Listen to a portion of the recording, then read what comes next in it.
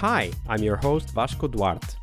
Welcome to the Scrum Master Toolbox podcast, where we share tips and tricks from Scrum Masters around the world. Every day, we bring you inspiring answers to important questions that all Scrum Masters face day after day.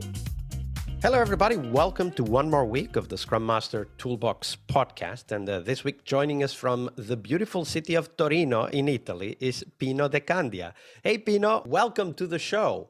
Thank you, Vasco. Happy to be here. Hey, everybody. Absolutely. Happy to have you here. So, Pino started in software development, but he quickly realized that he was more interested in people than in code. I can relate to that.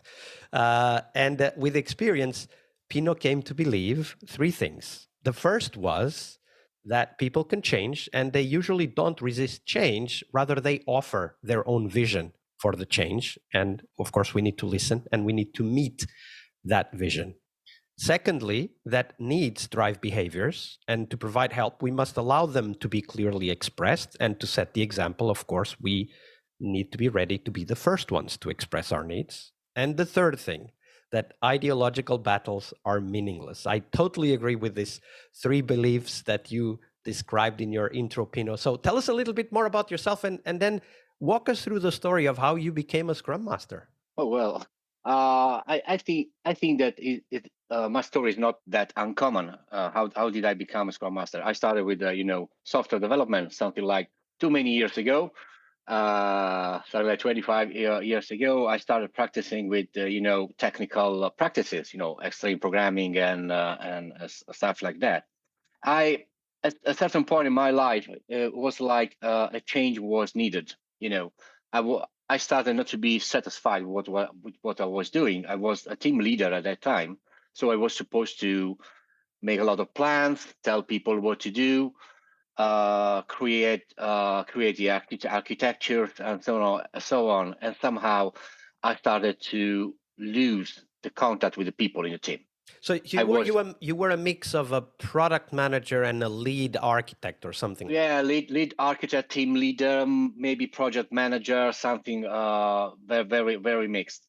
And How so did you feel? How did you feel that lack of connection you were talking about? Oh, because when I went talking to people, it was always about how long it's going to take and why did you do it? You didn't do this, and you said A, B, C, and you did D, E, F. Why is that? So it was like being more, an officer, a policeman, An old rather school than teacher, I guess. or the old school teacher. Yes, another way to say that. And yeah, I was feeling so bored and useless in that. I can relate to that. Yeah, I started to read a lot about agile, and finally I just took a chance. I went to a class just to try to understand better, and I just said to my bosses, "We're gonna do next project in a different way." I put my skin in the game. If it works, it works. If it doesn't, okay, I'm gonna apologize, but I want to do next project by acting as Scrum Master. I had tried. And that was incredibly refreshing because I suddenly started to stop thinking about delivery dates and stop thinking about who's doing what. It was all about the team. And I had been quite lucky in that moment. I had a very good product owner, and our bosses really accepted to let me do this experiment. That lasted about 6 months or so. And from that moment after, that was the only way to do stuff in the company, which was really, really good. So from being bored to being refreshed, even excited sometimes. Excited, yeah. Right? Like yeah. I can totally relate to that. I did my first Scrum project to prove that it could not be done. And once I did it, I couldn't go back anymore. It was just like a new world was opened, right? Like, I don't know what the phrase is. It's something like a mind that opens to a new idea can never be closed again, or something like that. There's a quote about that I really liked when I was also exploring Agile and learning more about it. So I can totally relate to that feeling of discovery and excitement about the future. Yeah, not everything. Not everything went smoothly. Of course, we had issues. Not everything was all flowers and all sunny days. And many times I had to confront myself with, my habit of trying to control stuff. Yeah, And that is actually a very common pattern I find, especially for people that have a long experience and maybe a background in team management or project management like myself. And of course, some of those things that go wrong kind of become important lessons for us. yeah. So we want to explore one of those now, Pino. So share with us a moment of despair, maybe, but at least of recognizing, I failed and I need to move on, right? I need to learn. So share one of those moments where you, as a Scrum Master, you tried your best, but the best just wasn't good enough. Oh yes. So many, so many failures during the years. Well, I give you this one. It was at the beginning, maybe 2 years after I started to work as Scrum Master, new team. I was pretty naive at the time. So I was very passionate about, the sentence of the protector of the team, of the Scrum Master, and I used that sentence as, a sort of quote. So I entered this new team, and I started to act as protector in front of the managers in a way, a too harsh way, probably. Just to give you an example, to protect the team from these bad managers, that was my opinion. I convinced the team that managers were not allowed to enter the room. Just to give you so they just could not get into the room except for the review. And that was really interesting for the team because everyone felt engaged. They went like, yes, finally we can do our job without bad managers and so on. But at the end of the day, these bad managers were not so bad. They had different vision or different needs, of course. And the fact of being so detached from the team just made them a bit more demanding, So a bit tell more us a little compelling. bit a little Yeah. bit more, because I'm sure that the context or the situation you're describing has been felt by many of our listeners. So you're talking about managers that have over time become detached from the team, was the word that you used. What do you mean by that? Give us a clear example that illustrates that detachment you're talking about.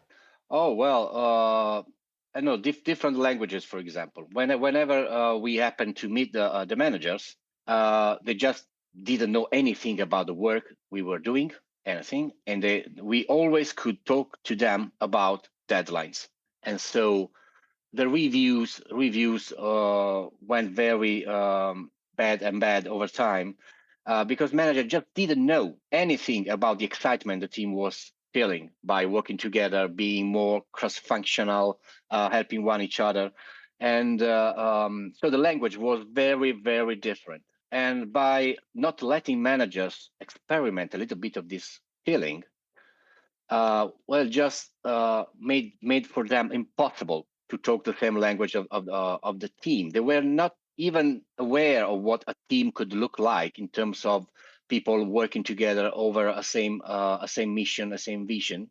And for the managers, what was happening is that something happened on the product, something was released on the product without any ability to see what's going on, which was a bit scary for them. And I'm not saying that was bad, but it was scary for them. So I could see them when they came to the reviews with a defensive attitude, something like leading questions, not really feedback, and over time, well, it didn't take too long, just a couple of months. In a couple of months, the mood was totally screwed, totally ruined, and so after a couple of months, what I could see emerging was, the two roads. It was art against them, the team against managers, and the same went from managers against the team.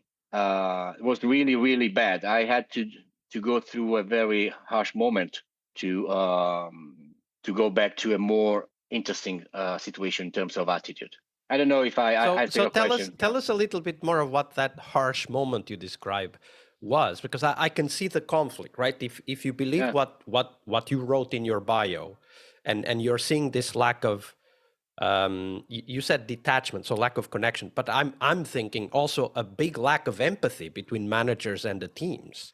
Yeah, what happened is that I was supposed to be the impediments remover or something like that. What started to happen is that manager stopped accepting my request of meetings. The answer was so they thought Pino is the annoying guy, right? he's the annoying guy. He's the guy that doesn't allow us to see anything. Always comes here for with impediments. Always comes here with requests. Just complaints. Yeah, just complaints. Yeah. So how do you turn that around? Because I mean that's what we do all the time, right? Like we see what's wrong and we bring it to management if that's necessary, and of course we run the risk of always being always talking about the stuff that isn't working, right? So right now, with the benefit of hindsight, how do you handle those situations, Pino? Yes, I mean, in that particular situation, I tried to handle that. I cannot say I was successful. Maybe in the next assignment I was better than that, but I tried, and it worked much better in the later assignment. As I said, I tried to go back by trying to talk managers' language. So I made peace with my mind, and I accepted that I had to give managers something about road mapping, for example. That was their absolute problem, road mapping, when this will be finished. So I decided to be more transparent on that. I know that to more experienced Scrum Master, my behavior at that time could be seen as naive, probably. But I could understand that without giving the managers something that can help them to satisfy their needs, there's no chance to get any empathy from them. That is so beautifully said. We can't ask for empathy from someone we are not willing to empathize with. Right, exactly. That is a great lesson. Wow. Thank you for sharing that, Pino. No problem. Thank you. Monday is about what we learn from our obstacles and our failures. But tomorrow is Team Tuesday here on the Scrum Master Toolbox podcast. We explore teams and their journeys, the habits they develop that threaten their performance, how each of our guests help their teams evolve, and the one key lesson they learned from that experience. We really hope you liked our show. And if you did, why not rate this podcast on Stitcher or iTunes?